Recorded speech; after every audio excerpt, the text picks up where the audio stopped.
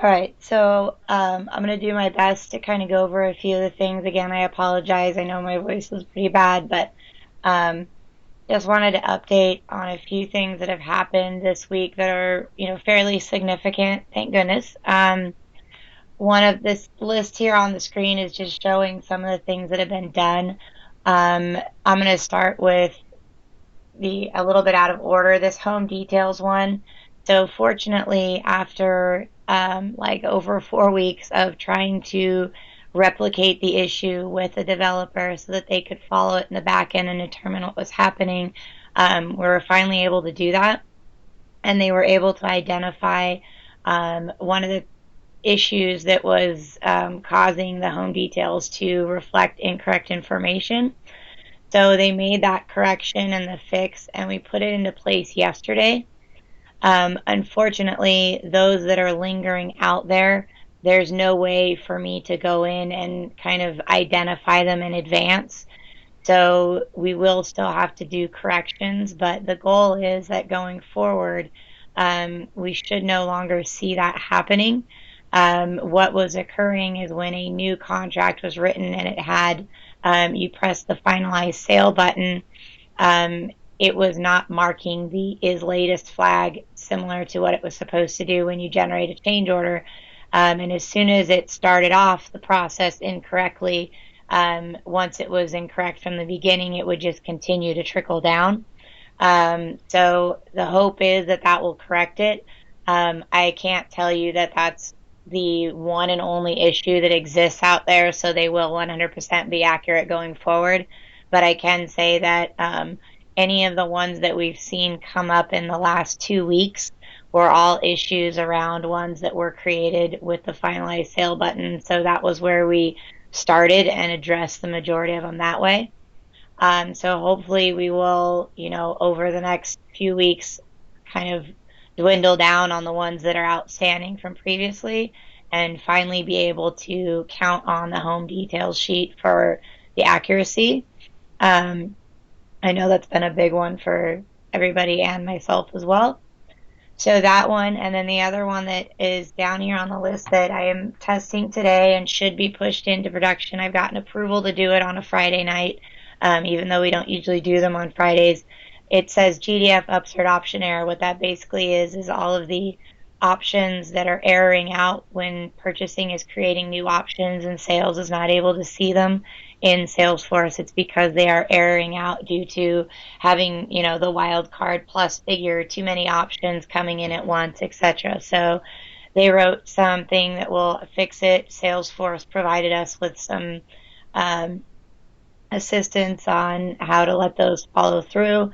So when that gets pushed in, I will go through all the Sharewell tickets that are in the system with open items and push through any of the options that people are waiting for. And that should be the last time that we have to worry about that. So now when purchasing creates the new options, they will automatically go in as they should be. So that will help increase some of the accuracy of the options as well. Um, the items up here, 1058, creating a spec quote button unavailable if revert to dirt complete date is not null. Basically what that's saying is in the past, if there was a revert to dirt date, it was not allowing you to create a spec quote unless I went in and removed the date. So that has been fixed. Options ordered on the spec quote, copy to the regular quote if on hold. So right now, before putting this in place, whenever you add options to a spec quote, it would go out and look for all the draft quotes that were on the same lot. It would automatically add the options on there. It will now do the same thing if the lot is on hold. So while we typically will encourage people, and if you don't have, strict cutoffs for your division or anything, this may not apply, but we will encourage people to always put it on the regular quote if there is a buyer that is about to go to contract and they're on hold, because then it shows up as buyer selected options, we collect the deposit, and that's kind of the preferred method. But if you have a cutoff coming up tomorrow, construction needs the options, and the buyer's not going to sign the contract for 5 days, we can't wait for the finalize sale button. If you add them on the spec quote, they will automatically be copied over to that regular quote, even if it's on hold. And that way, when the contract is generated, it will include those as pre-selected options. so we won't have any more that are out of sync.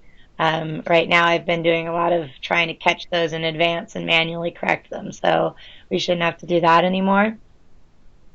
The home details one I already went over. Trigger to update the stage of connection to lost when user updates the lost field on the connection to yes.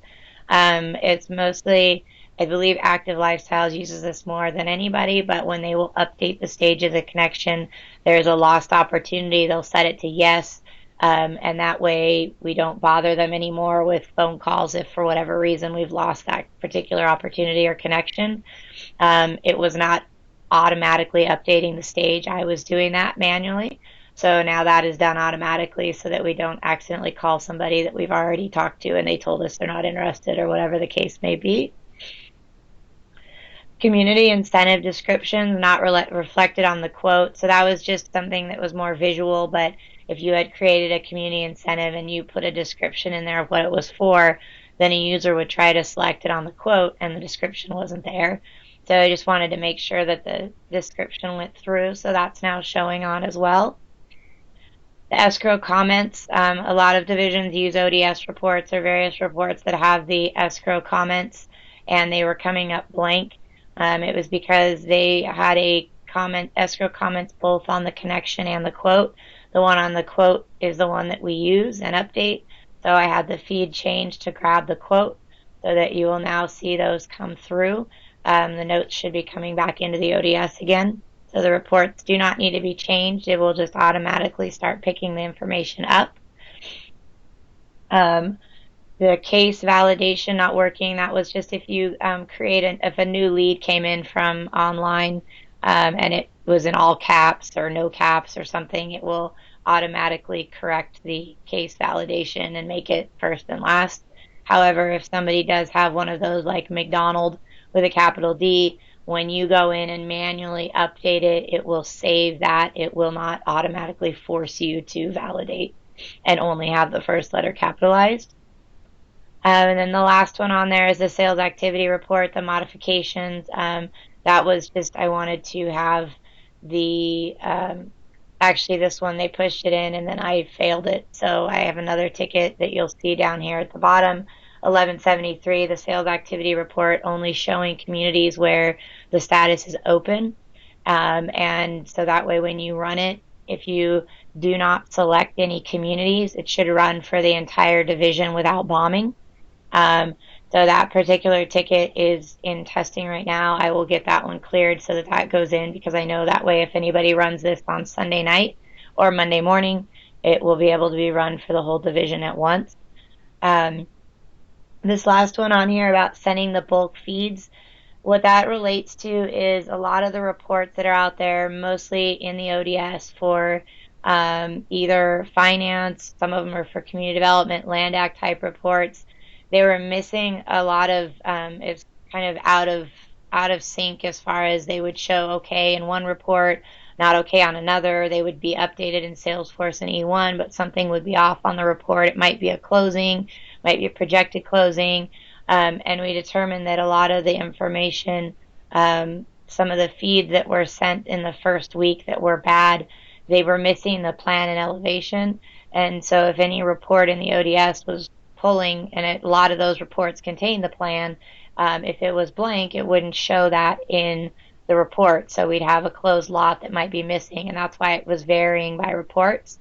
So June is sending every single lot that has been released since 2008, 1/1 of 2018, basically just a massive feed of information so that anything that possibly could have been missed is sent over.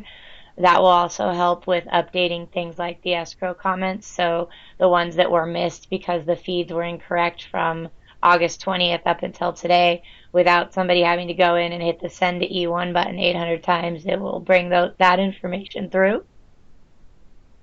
Excuse me. So those are just kind of a rundown. I'm also going to send an email, just so you're aware, to the entire Salesforce group email with a list, but I'm going to clean up the list so it makes a little bit more sense, not just ticket names, but kind of the key things that are being worked on or that have been pushed into production this week, so everybody's aware. as well as some of the things that are still open. One of those being um, the incentive addendum, the verbiage. Dan has found the fix and created it. But one of the things that I'm concerned about is that fix also includes a new feature that has to do with allowing a percentage field and different things for um, basically when you have an incentive that says it could be 2% with a maximum of $5,000 has to do with something that Active Lifestyles is doing as a promotion. Um, and in that fix, it requires users to enter information into certain fields. And I want to make sure I have a clear document explaining that before it goes live because to me, it was confusing and I'm in the system all the time. So I think it will cause more harm than good if we push the fix for that. And then people are seeing this new thing of entering, a verbiage percentage and what in the world is that? Where does it go? What do I put in? That kind of information. So what my plan was is I don't want to do that on a Friday because then if they do it over the weekend, it's going to be a lot of mess and nobody available. So I'm going to write up the document. I'm going to send it out to the power user group and ask you guys to review my document, make sure that it makes sense before we push it out the change. And then if everybody agrees that we're okay, then on Monday, I'll let them go ahead and push through that fix. But it was a little bit, in the beginning, it was extreme. It allowed them to even enter an amount that would then override and you'd have mismatches in paragraphs. So it was a little bit too much freedom. So I wanted him to lock it down a little bit more, which is now done. And it will only apply to about 3 or 4 different incentives. So if you pick um, closing costs and then HOA dues, for example, that is one that has a field that they're asking you to fill in that will populate in the paragraph. So a couple of them just have um, fields that will allow more flexibility, but I also want everybody to be aware that, if you don't fill in the field, it's going to give you a red flag and then your document's going to be incorrect. So they'll be confused as to why they can't generate the document. So um, and that's one of the ones that is underway right now. Let me do a quick look at some of the others that are out there. The escrow report getting fixed. I know that it's, the ability to scroll left and right is only at the bottom, freezing the top row. Just the user, it's not user friendly at all. So they're working on a lot of those changes right now. So I hope to see those in soon. Um, I'm trying to think. I apologize. Um, One of the other things that I did want to mention as well is that if anybody wasn't aware, just so you know, the Sharewell tickets that are being submitted, I do see all of those anyways. So if I see any of them that I think is a bigger issue than just a one-time thing, I am grabbing them as well as if I see something that looks a little more urgent, I'll pull it out and work on those. Um, and if for any reason any of the divisions would like to see what their CRs are submitting, I can, do, it's not real pretty, but there is an export that can be done to see what the common things are being submitted. I used to do that prior to going out and training the divisions. I would go into Sharewell back when we were in S1 and I would pull the last 6 months of tickets submitted by a certain division. And that's kind of how I would see if there were certain things I should train the teams on to try to prevent, the same issues from being submitted. One of the things that I would really like to request if any of you guys have a sales meeting coming up or anything like that is the lot transfer process. I did send out that video. If you could please encourage everybody to watch that video or at least, just it's only about a minute and a half or 2 minutes. One of the key things that's happening is that people are not hitting the complete lot transfer button and instead unmarking the quote as primary and going in and starting a new quote. And there's multiple reasons that that button needs to be pressed. One of them being when you press that button, because lot transfer is still counted in E1 very similar as a cancellation and a new sale. If you don't hit the complete lot transfer button, the cancellation is never sent to E1. and then that lot is sitting there sold to the buyer. And it causes issues if somebody tries to resell it because it's not available, so it won't accept your new sale. So that's one of the key reasons is that it creates a big out of sync issue with our E1 and Salesforce. But it also then it just doesn't allow for all of the other processes to occur. Like it will create a brand new quote for you where you do not have where you have the transferring of the finance, the mortgage, or the finance, the if you had referrals, contingencies, deposits, incentives, all of that is automatically copied for you in the new quote. And so that's just we want to make sure people are following that process because otherwise I'm the only one that can manually clean it up. And I usually get emails from the GDF team that E1 is upset because we're trying to send a new feed for a new buyer and they haven't canceled on the old one yet. So that's one of the key ones that I keep seeing happen. All right. Does anybody have any questions, anything they want to bring up? Hey, Amy, it's Karen. Hello. You mentioned that we could have visibility to the tickets that our teams are submitting. Did you say it's a report, or do you want us to just email you if we want to be able to Yeah, see that? it's something that comes out of Sharewell, so it's not like an automated type thing. But if you or let's say you were going to have a sales meeting on, December 7th, then, maybe on like December 5th, give me a day or so, just say, "Hey, can I see what they've been submitting for the last month?" Just email you. Okay. Yeah, yeah, it's not a Okay. fancy thing. It's just something that it can be helpful, or you can always just ask me too, and most of the time I can tell you. Because like I said, I get every single one of the Sharewell tickets that's submitted as well. Um, and then the last thing I didn't mention regarding kind of the tickets and stuff, the Jira use for power users to submit kind of not your one-off issues, but things that would be requests. It is up and running. I had somebody test it on Wednesday, so I will do my very best to get that rolled out on Monday. What it is, it's basically you should all have logins now that were sent for Jira. When you submit it's called a issue, I think it's an issue collector or something. When you submit that ticket, um, it will automatically put it onto the board that is the one that we look at, and I can then assign it to a developer, and it will give you updates so you're aware of what's being done on it, and if it's in progress or when it's completed. And then it will probably also ask you, depending on the if it's a cumbersome ticket or not, we may ask you to validate that it's been done so that you can kind of sign off that it's been completed. Um, One of the things that I've been working a lot more on this week, which is why sometimes if you're noticing maybe I'm not responding as fast to other things, I'm trying to assist more in the testing of a lot of these tickets to get them pushed through faster. The developers are now picking them up and getting through them. So I want to make sure that as they're taking the time to develop them, we get them out to you guys as fast as possible. So now that we're getting through some of the bigger ticket items, I have about 100 of them that I'm going to go through this weekend, relabel them, reprioritize them, and you should hopefully be able to start seeing some of the ones that maybe weren't huge items but are significant to you. I know, like for example, Arizona has one where the cancellation box, having that checked when a lot is canceled, so that the reporting works properly. That one's finally made its way up to the top of the list and stuff, whereas before those were kind of down at the very bottom. So, kind of going through some of those and doing my best to clean it up.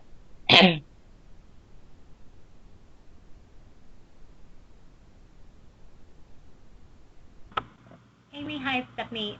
We're still seeing some option descriptions being cut up. Is that a purchasing thing, or is that a Salesforce thing? I would have to see which ones exactly. I know you sent me an email, so I'll send that one. Dan will have to take a look at those because if it's is it the options catalog or is it the description in like the configure homepage? It's actually both.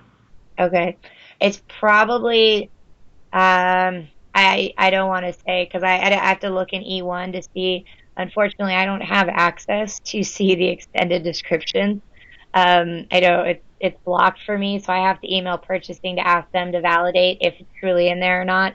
The last one, Tina looked into it at your division, and they hadn't put the description in, so that's why it wasn't there. And then when they did put the description in, unfortunately, because of the issue that I'm hoping to get resolved this evening, when they did update it, then the only way for it to get through was for me to go in and do it after hours and manually send it through. But it was in that the last case, it was an issue that the description wasn't in there. So I will actually also reach out and just double check on that. I just assumed it was the document, but I'll make sure that it's in there as well. So um, it could be either one, to be honest. I haven't seen it consistently be an issue in Salesforce, but um, the last two that I've gotten have been that they actually weren't in E1. Okay, thank you.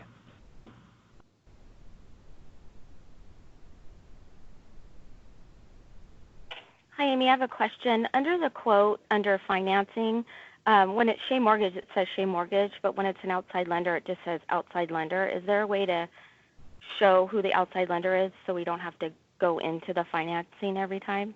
Unfortunately, we're only allowed three fields there, and that field, the reason it says Shea Mortgage is actually called the record type, and the three options are cash, outside lender, and Shea Mortgage.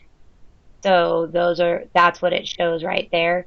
Um, if we want to show the actual outside lender, then I have to remove a different field that's listed there. I can't remember the other two that are on there if they're ones that everybody. Let me look.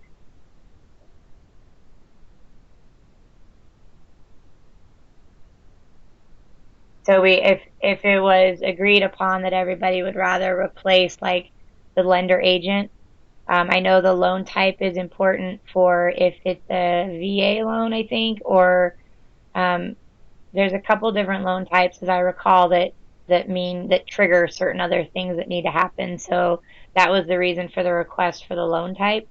Um, if lender agent is not as important, we could switch it, and I could actually put the agent's name in. Um,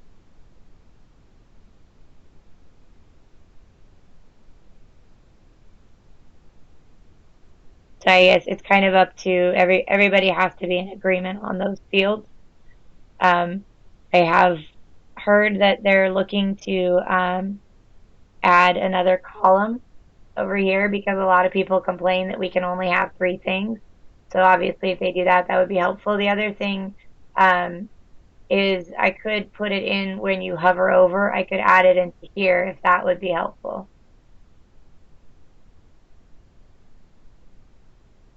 Yeah, that would be helpful for the time being. Thank you.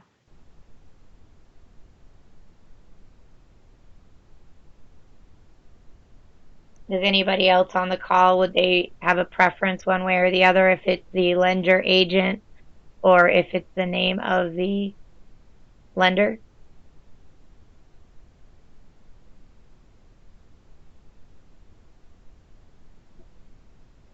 Or is it only SoCal on the call?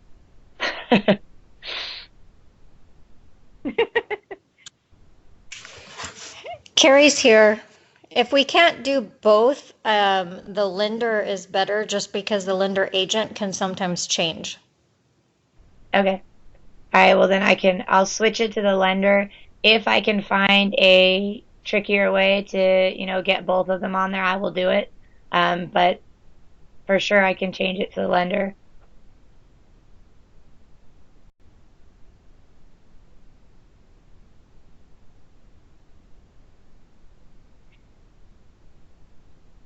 Anybody else?